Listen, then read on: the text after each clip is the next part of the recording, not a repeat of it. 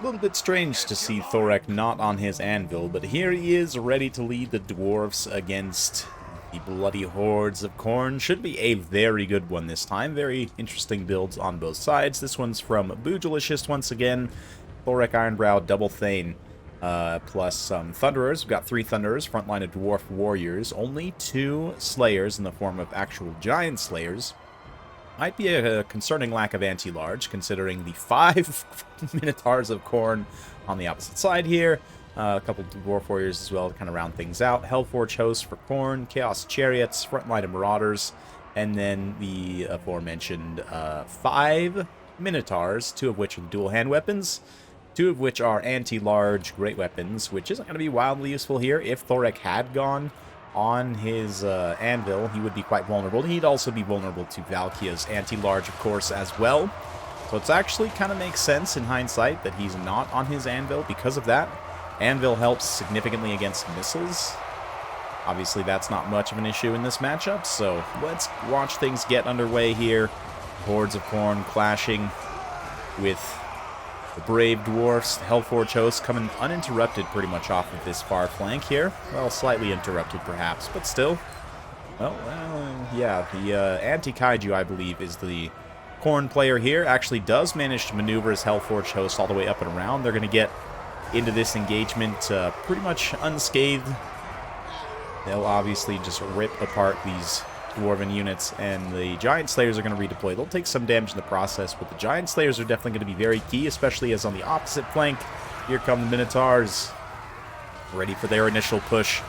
Guns of the Dwarves trying desperately to push them back. The Giant Slayers also move in for their grim work, hewing away with their 2-handed axes. Mohawks glittering in the sun, just absolutely glorious. But that is a lot of angry red, pink milk stopping power. So that's going to be a problem for the Dwarfs, certainly. Thorek tries to resist. 2 Thanes or 2v1 against Valkia, which is a pretty good situation for them. They, 2v1 single entity combat. The 2 generally beat the 1, even though the Thanes are certainly not pushovers. They are combat characters, 50-55, 400 weapon strength, not armor-piercing damage, but still definitely good enough to get some work done. That said, this backline push is pretty impressive from Khorne. The Chaos Chariots got shut down, no question, but then from both flanks, the elites are just kind of collapsing and ripping apart like these Thunderers. Yeah, multiple Thunderer units down, only 1 left still alive.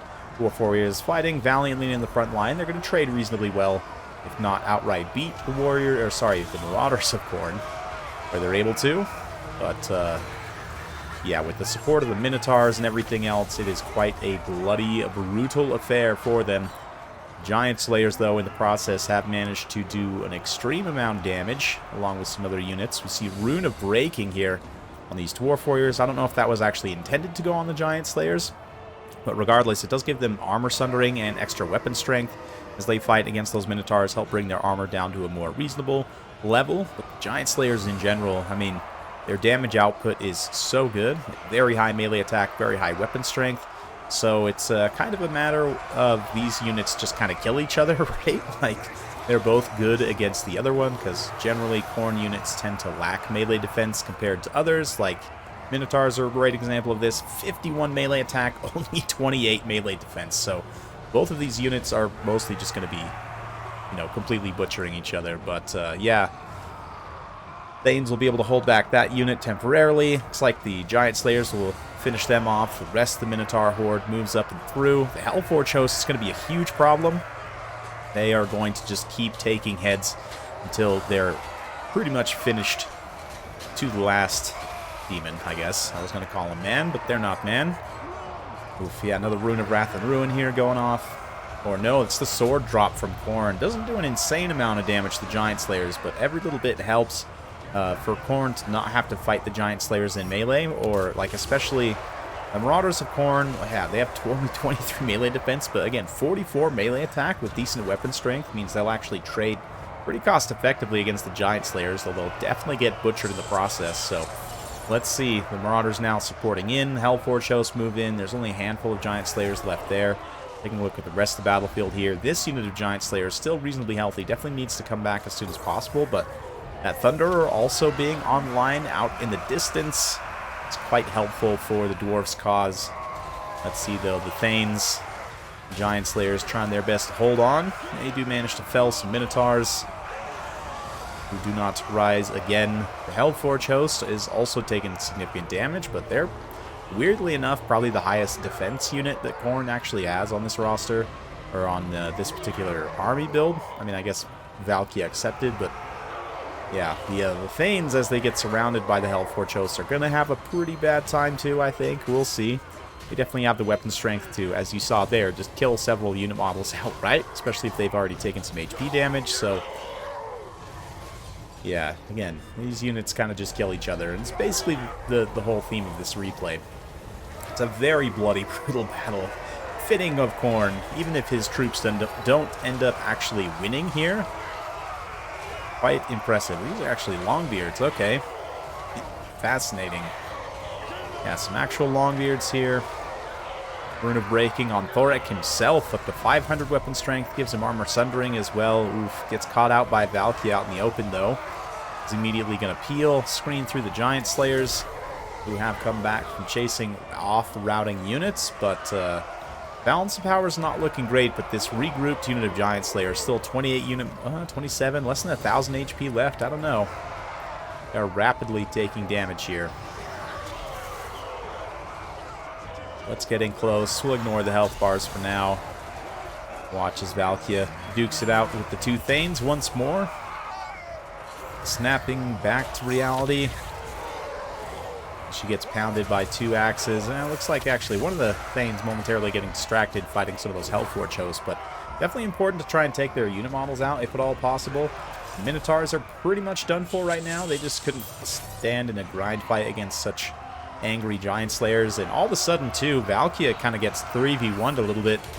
The Thorek and both of the Thanes supporting. Nice Rune of Wrath and Ruin there to kind of disrupt Marauders of Khorne. Little Demon Shield, and Valkia is able to escape back up into the air. But suddenly for the first time, maybe not for the first time, but things are definitely looking pretty solid for the Dwarfs. Valkia is getting quite low. There's not really any other units. If you take a look across the battlefield, they're going to be able to effectively hold their leadership together. So just like that, right at the end of both armies, the Dwarfs just have that much more left in the tank. And speaking of tanks, it's an all-tanks party. Well, I guess you could consider Thorek like a hybrid caster tank.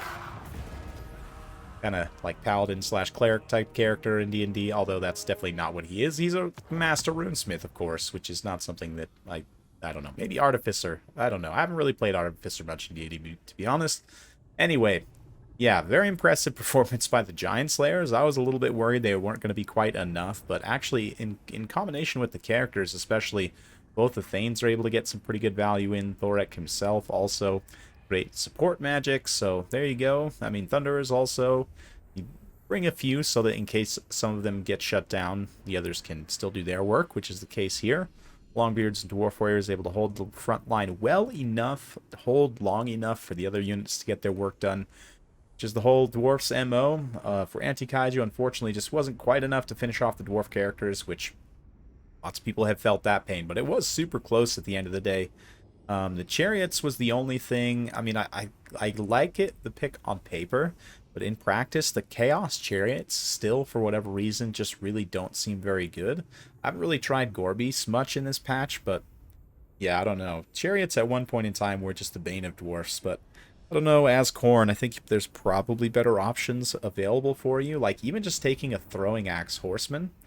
They can skirmish and also do really good damage on a key charge if they need to, especially on a more unarmored unit. Weren't any like Rangers here. You definitely wouldn't want them fighting Slayers in melee. That would be very bad, but still, just in general, that high weapon strength does help get through like the 80 armor of something like Thunderers, right? So it's pretty good. Maybe I would just swap that out straight up 1-for-1 for a little auxiliary horseman, but that's just me. Hopefully you guys enjoyed watching that. If you do like this sort of content, be sure to like, subscribe, hit that bell notification button. Every time I upload a new video, you'll be notified. Thanks again. We'll see you next time.